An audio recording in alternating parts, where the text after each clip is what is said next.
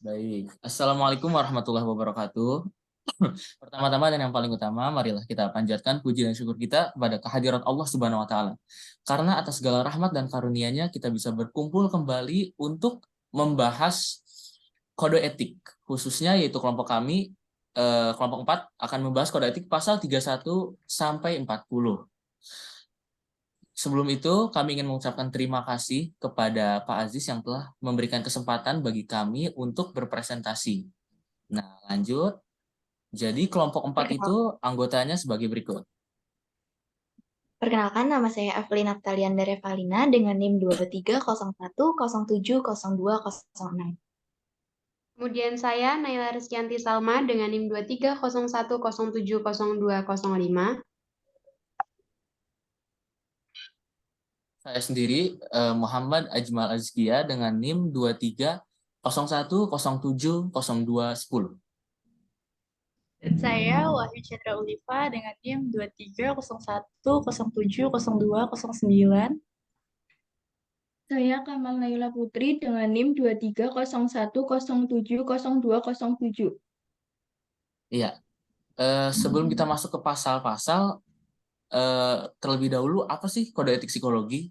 Jadi, kode etik psikologi adalah ketentuan tertulis yang diharapkan bisa menjadi pedoman dalam bersikap dan berperilaku, serta itu berfungsi sebagai suatu pegangan yang teguh bagi seluruh psikolog dan kelompok ilmuwan psikologi.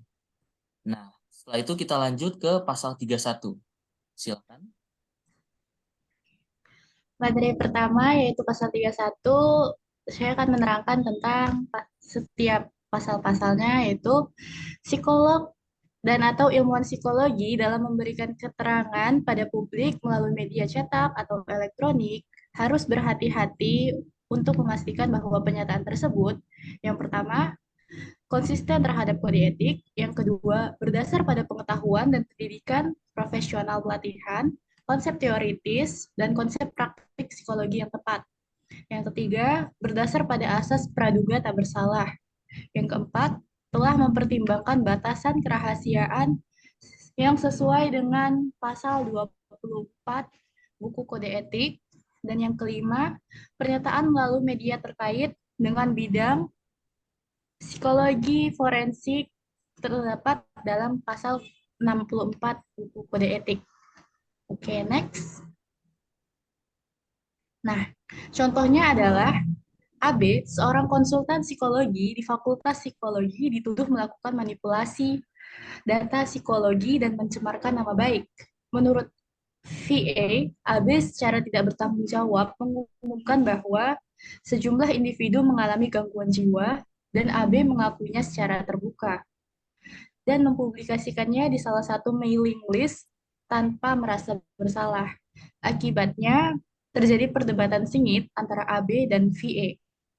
Nah, kemudian kita akan masuk ke perbandingan HIMSI dan APA.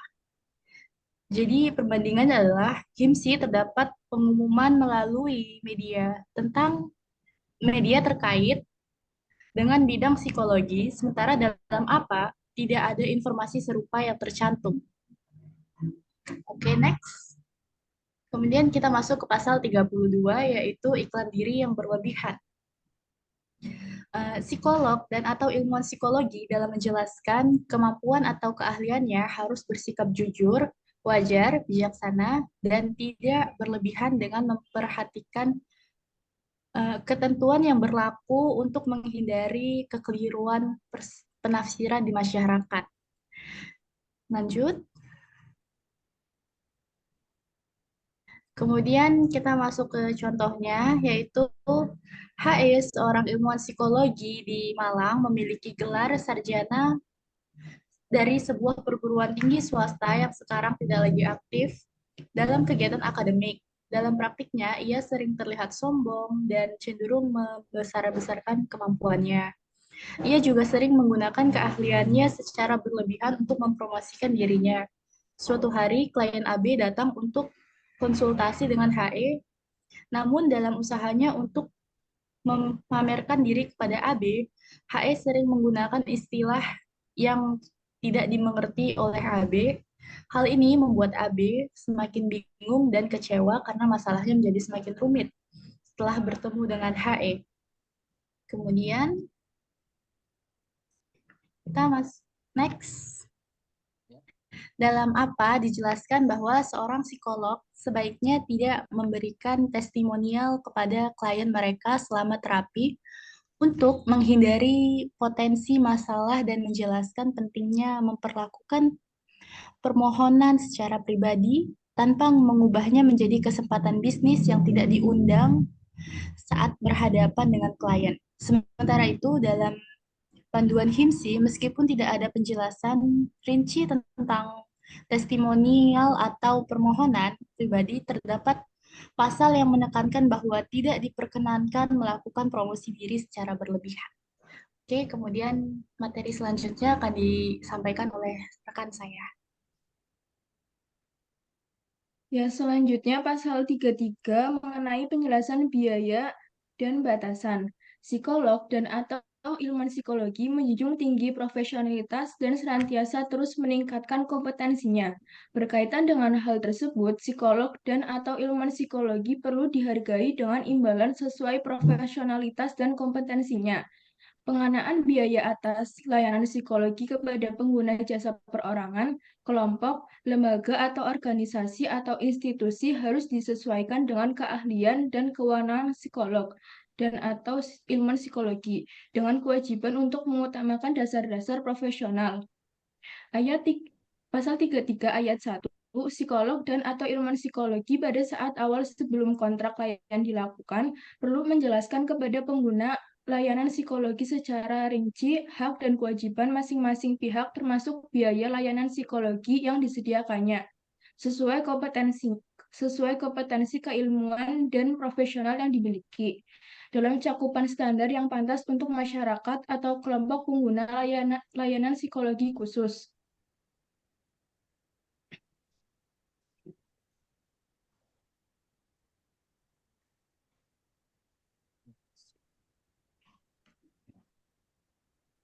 Dua, psikologi dan atau ilmuwan psikologi dapat menggunakan berbagai cara termasuk tindakan hukum untuk mendapatkan imbalan layanan yang telah diberikan jika pengguna layanan tidak memberikan imbalan sebagaimana yang telah disepakati. Psikolog dan atau ilmuwan psikologi harus memberitahu pihak yang bersangkutan terlebih dahulu bahwa tindakan tersebut akan dilakukan, serta memberi kesempatan untuk dapat menyelesaikan permasalahan sebelum tindakan hukum dilakukan. Ayat 3, psikolog dan atau ilmuwan psikologi tidak menahan catatan yang diperlukan untuk penanganan darurat terhadap pengguna layanan psikologi, hanya atau semata-mata karena imbalan terhadap layanan psikologi yang diberikan belum diterima. Ayat 4, psikolog dan atau ilmuwan psikologi tidak bersedia memenuhi permintaan layanan psikologi yang diketahui melanggar kode etik seperti yang dicantumkan dalam keseluruhan pasal-pasal dalam kode etik ini, apalagi menerima imbalan dalam bentuk uang atau dalam bentuk lain untuk pekerjaan tersebut.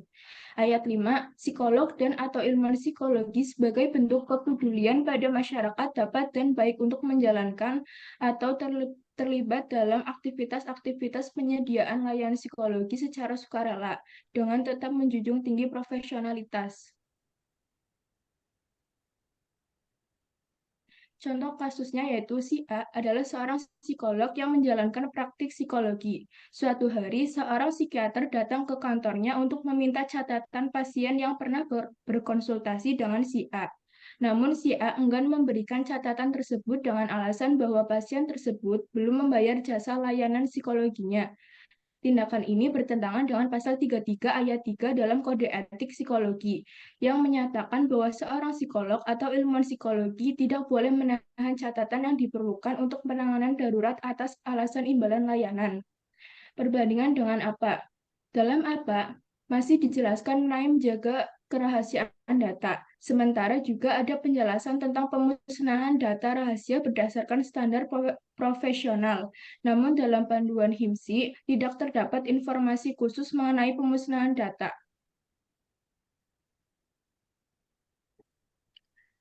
Pasal 34 mengenai rujukan dan biaya. Psikolog dan atau ilmuwan psikologi membagi imbalan dengan profesional lain, atasan atau bawahan. Pembayaran terhadap masing-masing harus berdasarkan layanan yang diberikan dan sudah diatur sebelum pelaksanaan layanan psikologi dilakukan.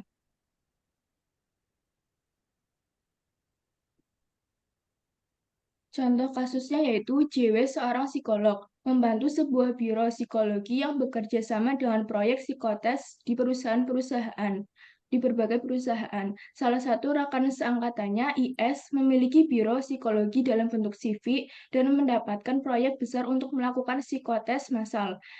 IS meminta bantuan JW tanpa perjanjian tertulis, berdasarkan kepercayaan. Namun, setelah beberapa waktu, JW belum melakukan honor yang dijanjikan. Meskipun sudah mencoba menagih IS dan menghubungi staf HR, dia di perusahaan yang juga adik kelasnya. Meskipun perusahaan telah membayar IS penuh, JW tidak mendapatkan honor dan merasa IS menghindarinya. Dalam diskusi kode etik di Milis Psikologi, JW membagikan kasus ini dengan menyebutkan nama lengkap IS dan perusahaannya tanpa menyamarkan untuk mencari solusi. JW tidak berani membuat laporan resmi kepada majelis psikologi atau aparat hukum karena tidak ada perjanjian tertulis dan posisinya yang lemah. Perbandingan dengan apa? Dalam panduan HIMSI, dijelaskan mengenai penentuan waktu pembagian imbalan sebelum memberikan layanan psikologi kepada sesama profesional atau individu lain. Namun, dalam panduan apa tidak ada ketentuan waktu yang spesifik terkait dengan pembagian imbalan. Selanjutnya akan dilanjutkan dengan teman saya. Kemudian selanjutnya kode etik psikologi pasal 35 tentang keakuratan data dan laporan kepada pembayar atau sumber dana. Psikolog dan atau ilmuwan psikologi memastikan keakuratan data dan laporan pemeriksaan psikologi kepada pembayar, layanan atau sumber data. Next. Contohnya, seorang psikolog yang bernama C memberikan hasil pemeriksaan psikologi yang tidak akurat karena klien tersebut tidak memenuhi kesepakatan pembayaran yang telah disepakati sebelum proses pemeriksaan dilakukan. Kemudian selanjutnya pasal 36 tentang pertukaran atau barter. Psikolog dan atau ilmuwan psikologi dapat menerima benda atau imbalan non-uang dari pengguna layanan psikologi sebagai imbalan atas pelayanan psikologi yang diberikan hanya jika tidak bertentangan dengan kode etik dan peraturan yang dihasilkan tidak eksploitatif. Kemudian contohnya, seorang psikolog yang bernama D memberikan data hasil pemeriksaan kliennya kepada seorang yang tidak memiliki keahlian di bidang psikologi. Sebagai gantinya, si D menerima sebuah mobil sebagai imbalan. Kemudian selanjutnya akan dijelaskan oleh rekan saya. Selanjutnya yaitu pasal 37 mengenai pedoman umum. Yang pertama, pendidikan adalah proses pengubahan sikap dan tingkah laku individu atau kelompok atau komunitas yang bertujuan membawa ke arah yang lebih baik melalui upaya pengajaran dan pelatihan. Yang kedua, pendidikan dalam pengertian ini termasuk pendidikan bergelar atau non-gelar. Pendidikan bergelar yaitu program pendidikan yang dilaksanakan oleh perguruan tinggi. Pendidikan gelar adalah kegiatan yang dapat dilaksanakan oleh perguruan tinggi, HIMSI, asosiasi atau ikatan minat dan atau praktik spesialisasi psikologi atau lembaga lain yang kegiatannya mendapat pengakuan dari HIMSI. Yang ketiga, pelatihan adalah kegiatan yang bertujuan membawa ke arah yang lebih baik yang dapat dilaksanakan oleh perguruan tinggi, HIMSI, asosiasi atau ikatan minat dan atau praktik spesialisasi psikologi atau lembaga lain yang kegiatannya mendapat pengakuan dari HIMSI. Contoh dari pasal 37 yaitu seorang psikolog menolak untuk mengikuti pendidikan non-gelar karena ia meyakini bahwa pendidikan formal telah memberikan cukup pengetahuan baginya. Meskipun demikian, banyak aspek yang tidak tercakup dalam pendidikan formal tetapi dapat dipelajari melalui pendidikan non-gelar, seperti seminar. Tindakan ini dapat melanggar pasal 37 ayat 1 dan 2 dalam Kode Etik Psikologi karena menunjukkan ketidakberanian untuk terus meningkatkan pengetahuan dan keterampilannya melalui pelatihan tambahan. Untuk perbandingan dengan apa, dalam panduan apa, tidak ada pedoman yang khusus membahas pendidikan dan pelatihan. Sementara dalam HIMSI, terdapat pedoman umum terkait dengan hal ini pada pasal 37. Selanjutnya, pasal 38 mengenai rancangan dan penjabaran program pendidikan dan atau pelatihan. Yang pertama, psikolog dan atau ilmuwan psikologi yang bertanggung jawab atas program pendidikan dan atau pelatihan mengadakan langkah-langkah yang tepat untuk memastikan bahwa program yang dirancang memberikan pengetahuan yang tepat dan pengalaman yang layak untuk memenuhi kebutuhan. Yang kedua, psikolog dan atau ilmuwan psikologi mengambil langkah yang memadai guna memastikan penjabaran rencana pendidikan dan atau pelatihan secara tepat dengan materi yang akan dibahas. Dasar-dasar untuk evaluasi kemajuan dan sifat dari pengalaman pendidikan. Dan ini tidak membatasi pendidik, pelatih, atau supervisor untuk memodifikasi isi program pendidikan dan atau pelatihan atau persyaratan jika dipandang penting atau dibutuhkan. Selama peserta pendidikan dan atau pelatihan diberitahukan akan adanya perubahan dalam rangka memungkinkan mereka untuk memenuhi persyaratan pendidikan dan atau pelatihan.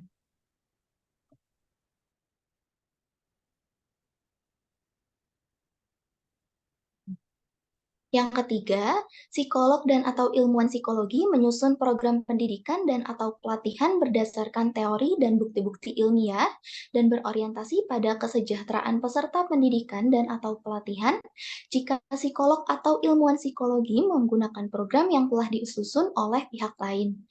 Maka ia seyogianya mendapatkan izin penggunaan program tersebut atau setidak-tidaknya mencantumkan nama penyusun program. Yang keempat, psikologi dan atau ilmuwan psikologi dalam melaksanakan pendidikan dan atau pelatihan diawali dengan menyusun rencana berdasarkan teori yang relevan sehingga dapat dipahami oleh pihak-pihak lain yang berkepentingan. Psikolog dan atau ilmuwan psikologi membuat desain pendidikan dan atau pelatihan, melaksanakan dan melaporkan hasil yang disusun sesuai dengan standar atau kompetensi ilmiah dan etik. Kemudian contoh dari pasal 38 ini yaitu seorang ilmuwan psikologi berniat memberikan pelatihan tentang cara mengatasi stres kepada calon ilmuwan psikologi. Namun, dalam perencanaannya, ia tidak memperhatikan cakupan pembahasan dan batasan penyampaian materi dengan hasil akhir bahwa apa yang diajarkan berada di luar topik bahkan terlalu menyimpang dari tujuan aslinya. Dalam kasus ini, ia telah melanggar pasal 38 ayat 1 dalam Kode Etik HIMSI. Kemudian akan dilanjutkan dengan rekan saya. Baik. Selanjutnya, pasal 39, keakuratan dalam pendidikan dan atau pelatihan.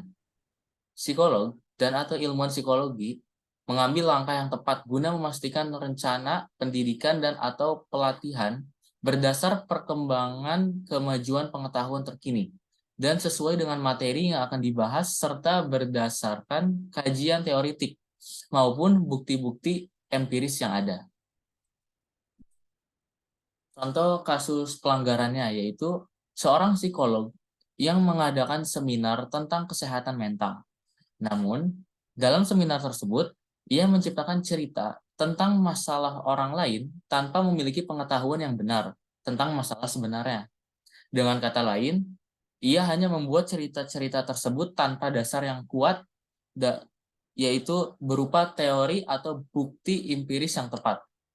Tujuannya itu hanya untuk memengaruhi pendapat orang yang menghadiri seminar tersebut, dengan memberikan informasi yang keliru dan tidak sesuai dengan penelitian ilmiah maupun bukti empiris yang ada.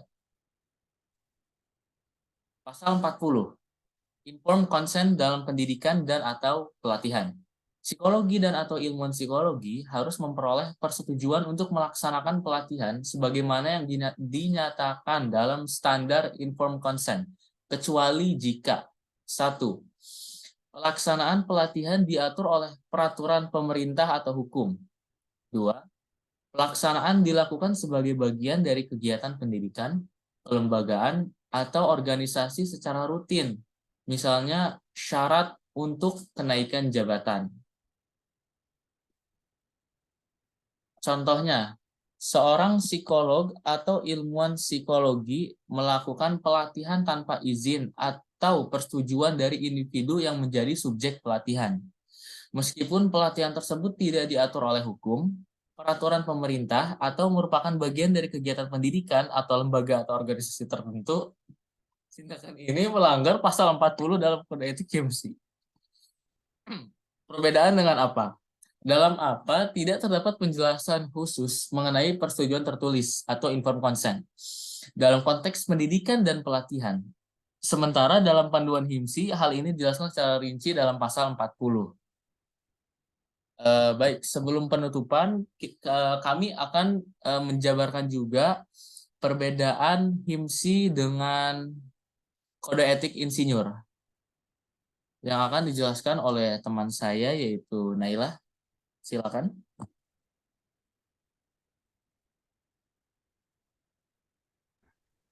Baik, perbedaan kode etik psikologi dengan kode etik insinyur, yaitu insinyur lebih banyak berhubungan dengan aktivitas perancangan maupun perekayasaan yang bertujuan untuk kebermanfaatan bagi manusia dengan menggunakan teknologi. Sedangkan psikolog merupakan profesi yang memberikan layanan dan penanganan kepada manusia terkait masalah psikologis, contohnya masalah pada kesehatan mental.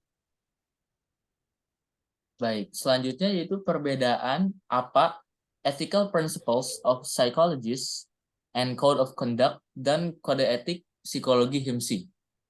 Sebagai berikut. 1. Pada ethical principles of psychologists and code of conduct menggunakan kata psikolog atau psychologist, sedangkan pada kode etik psikologi HIMSI menggunakan kata psikolog dan atau ilmuwan psikologi. 2. Kode etik psikologi HIMSI pada bab 1 menjelaskan tentang pedoman umum dan prinsip umum. Pada bagian pedoman umum menjelaskan tentang pengertian dan kode etik psikologi, psikolog, dan ilmuwan psikolog, serta layanan psikologi. Sedangkan pada apa, Ethical Principle of Psychologists and Code of Conduct tidak menjelaskan tentang pengertian seperti yang ada di kode etik psikologi HIMSI. 3. Dalam Ethical Principles of Psychologists and Code of Conduct di bagian beneficence dan non-maleficence, kelalaian yang artinya kelalaian dan non-kejahatan, ada penjelasan tentang kesejahteraan subjek penelitian pada hewan. Sedangkan pada kode etik psikologi HIMSI hanya menjelaskan tentang memberikan manfaat pada kesejahteraan umat manusia saja. 4. Dalam kode etik psikologi HIMSI dijelaskan bahwa psikolog dan atau ilmuwan psikologi harus memberikan kompetensi dalam melaksanakan segala bentuk layanan psikologi, penelitian, pengajaran, pelatihan, layanan psikologi, dengan menekankan pada tanggung jawab, kejujuran, batasan kompetensi, objektif, dan integritas.